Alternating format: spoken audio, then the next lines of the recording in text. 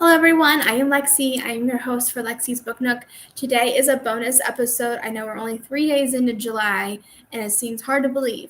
But today's episode is on a book that I finished on June 30th. So I am posting it now in July. So if you're confused, like, why is it so early for an episode? If you follow Lexi's Book Nook, it's a podcast you can find on Spotify, Amazon Prime, and Audible. I have 2 episodes per month, one in the very beginning of the month and one at the very end. In the very beginning, I go over the books that I'm reading for the month. So, for example, we have this stack right next to me. This is almost everything for July, minus a couple of books that I'm listening as an audiobook. So I just kind of go over what I'm reading for the month, and they're usually like 1 or 2 book club recommendations, Reese's book club picks, and then some books on my TBR list that are in theme for that month. So for July, it's all about like summer vibes and maybe like turning up the heat, maybe like romantically, or we'll see, like just depending on how the books are. I usually get recommendations and what's trending on Bookstagram and Book Talk, so I try to go through that. The second episode of the month, I have read all those books, hopefully, and a little bit more. But I go over those books, give a little review of what it's about, my thoughts on the book, a review, and then a couple of like mock book club discussion questions. But today's episode is something that went beyond my TBR list, and actually, it was a book recommended by my librarian based on what I like to read. There was like this little program where you can like send in with the books you like, genres you like, authors you like, and the librarians make the recommendations for you. So today's episode is on Rules of Civility by Amor Towles. I was surprised that this was recommended because I've only read one other book, and it wasn't the Lincoln Highway, which I had to read for one of my book clubs that I'm in, and I hated it. I didn't mind the plot. The plot was good, but the characters, none of them were likable. It was very hard to get attached to any of them, so it was very hard to like get into the story. But with Rules of Civility, it's different. So I'm going over this again. I'm going to do like a little review, my thoughts on it, and then 3 discussion questions in case you want to use this as your own book club book. If you want to recommend something or start your own book club, so that's what this whole podcast is about. So we're going to go into Rules of Civility, which is set in New York City in 1938. It tells the story of a watershed year in the life of an uncompromising 25-year-old named Katie Content. Katie is dissatisfied with the options presented to her by the society around her.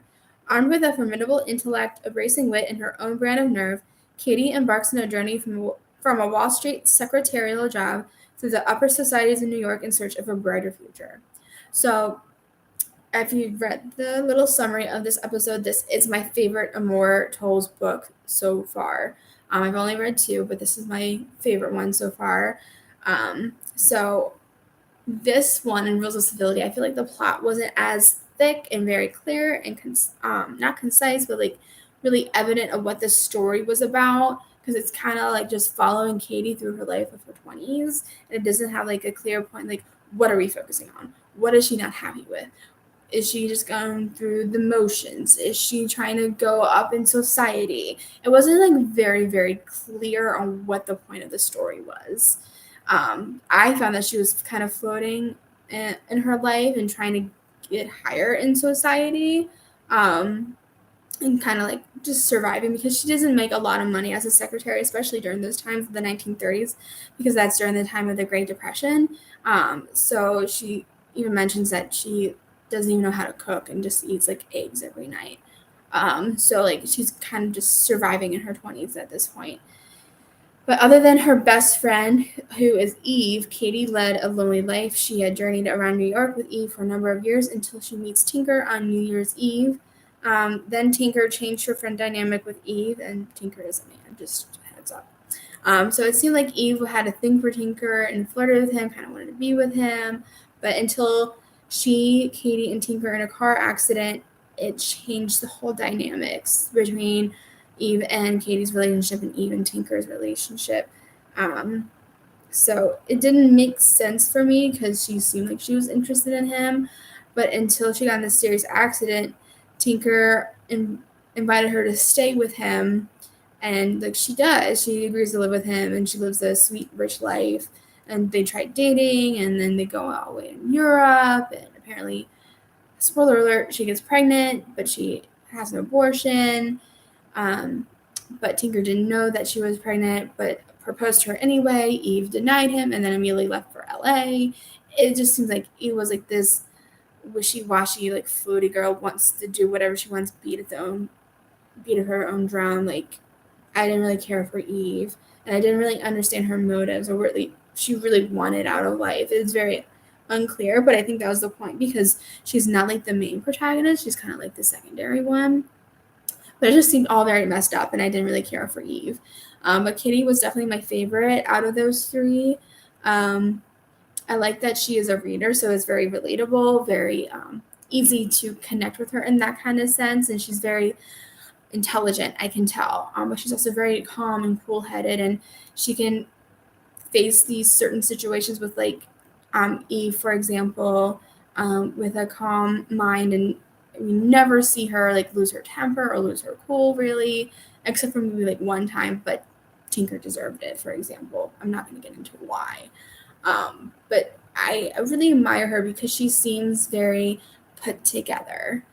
But overall, I feel like the characters were complex and interesting, and it was very interesting to see how each character unraveled and how they either like developed as a character or they really became like less of a person. But I think that was the biggest strength, but the limitation was like the climax. I think I know what the climax is. I don't want to spoil the book for you, but I feel like it's kind of like humdrum the whole time. But I liked the book. It wasn't very exciting, but I did like it.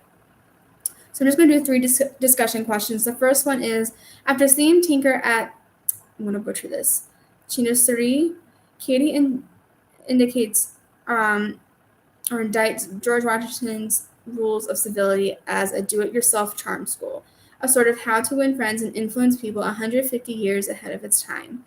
But Dickie, who is one of her friends and later love interest, sees some nobility in Tinker's aspiration to follow Washington's rules. Where does your judgment fall on Tinker? Is Katie wholly innocent of Tinker's crime? But at first, I thought rules of civility was Tinker's way to practice on how to be a gentleman and ensure to be a gentleman, especially with having this hoity-toity lifestyle, being rich and not like famous, but like he's very well off. So I think that, in my opinion, the rules of civility was a way for him to stay humble and be a gentleman despite all that. But there was a point in which Tinker was deemed like a playboy kind of, and like using his godmother to get high in society and wealthy. So he was actually really a pig. So like I think the rules of civility was a way to mask that in his behavior, so to hide that he really truly wasn't a gentleman.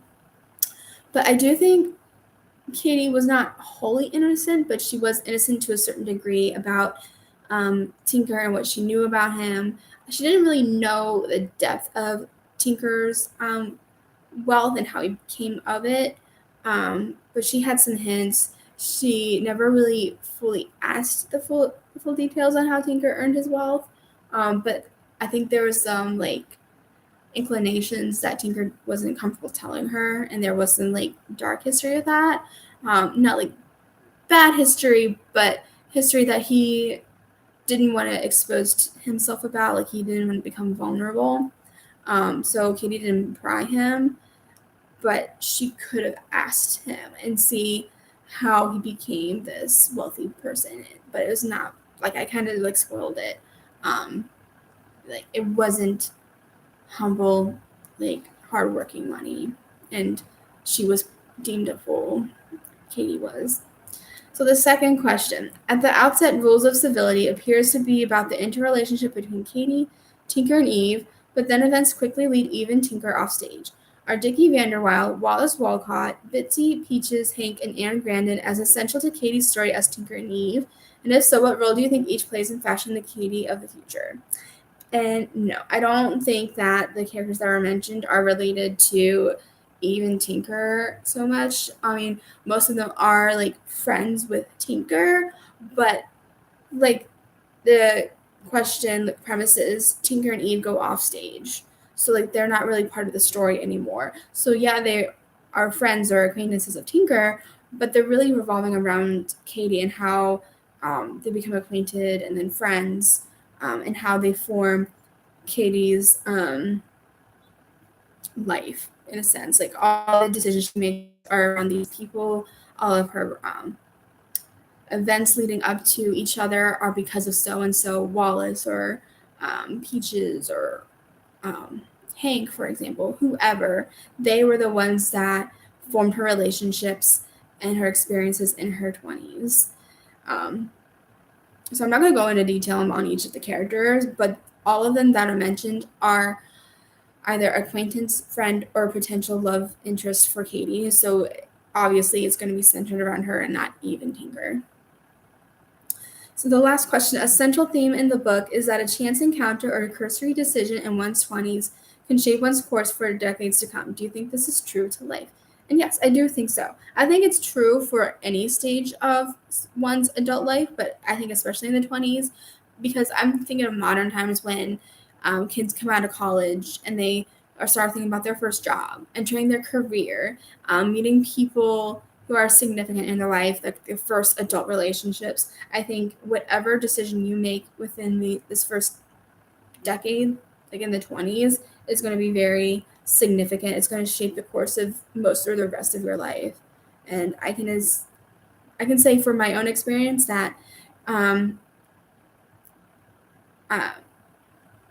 I when did I finish college? Recently. I just finished my master's degree a couple years ago, but I was working in my career. But I think every step from working with women's infants and children, going into like the hospital setting, and then into long-term care, I realized like what I like in my career as a registered dietitian and what I don't want to do. And I think that's formed like my decision on what I want to do after I leave long-term care.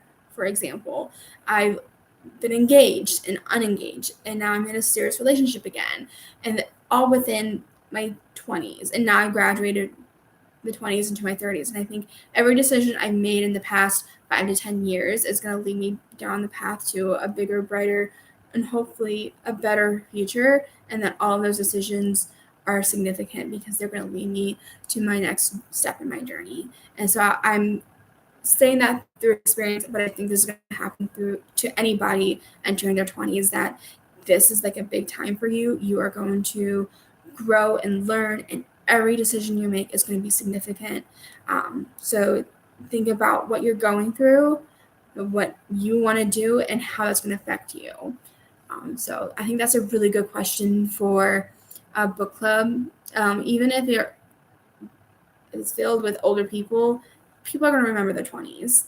And even if it's a younger book club, this would be something good to reflect on. So I'm going to end this episode with that question. Hopefully you use this book as a book club discussion pick.